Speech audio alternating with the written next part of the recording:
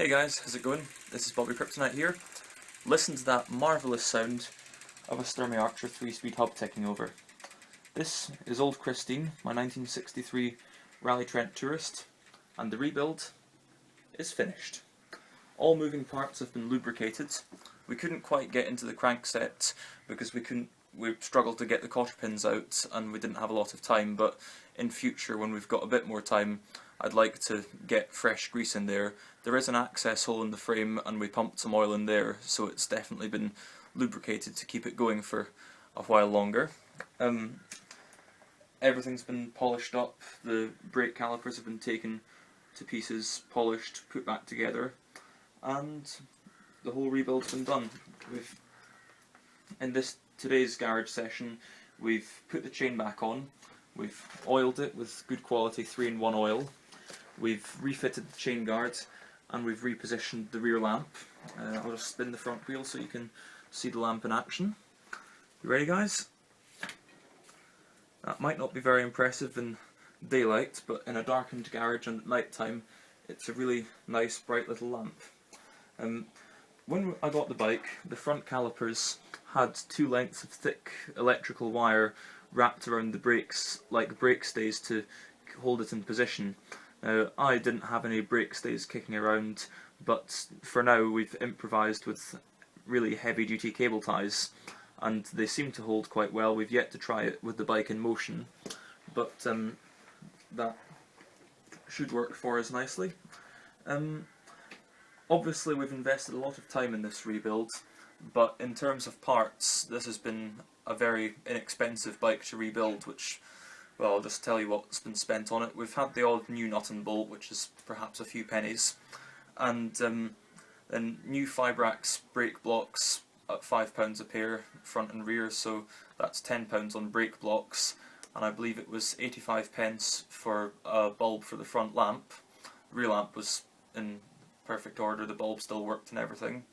So a very inexpensive rebuild, and this just goes to show that if you have the time, and even this is the kind of rebuild that you can do mostly with basic tools for a bicycle. So if you've got the time, buying a cheap old bike like this and fixing it up is worth your while and a lot cheaper than buying some modern bike. So bear that in mind. Another thing which I didn't mention in any of the previous videos is we've put a little leather strap across the front hub here and put some oil on there, and that will just keep the area here, it'll keep it nice and clean. I think the chrome's too far gone to save there, but if it were in better condition it would polish it and keep it nice, but it'll do the job because this bike is really function over form. It's my daily rider and I'm happy with it the way it is. So that's the rebuild done, and I'm going to take it for a quick test lap for you. Oh, I'll not show you the test lap because we're just going to make sure everything's definitely working. I'll maybe pan over the whole bike for you to show you it in detail, and the next video should be a road test. Okay guys, we've taken her for a short wee road test. I'll do a longer road test for you and make that a separate video, but we've got her up in the maintenance stand and I'm just going to pan around and show you everything in a bit more detail. Now, everything's pretty much working perfectly. I think my dad said she slipped out of second gear once but slipped back in very quickly, so no major problem there, whereas previously she was slipping out of third and staying out. So let the panning begin. Here's the front wheel. Tiny bit of pitting, not too bad condition though. Long term I'm going to fit a nice set of metal dust caps which will look a bit more periodically correct. Front hub came up a treat. I'll maybe put a couple of before pictures from my photo bucket in at the end of the video. Front brake caliper, again, a lot better looking, but you can see here that there's a bit of a repair been done to the caliper. Like someone's welded it or something, maybe it snapped just very suddenly or something. We've checked this out for a nice touch. We've got some lovely red cable ties to tie the dyno hub wiring to the frame. Front lamp, we didn't do anything about the yellowed glass, but it's alright. It's pretty cool because in some photos, in certain light conditions, it makes it look like the light's on. Then we'll pan to the stem. Now, I'll maybe adjust the height of this because somebody said on a forum that it looked too high. I'll pan over the mudguard and also check out these nice little fork thimbles. That I think the Grifter has them as well, and so does the RSW and the Chopper. Mudguards looking good, but like I said, long term I want to make a copy, well, make a fiberglass mould for these and make a fiberglass copy. My modern day Raleigh pump fits into the pump mountings, so that's good.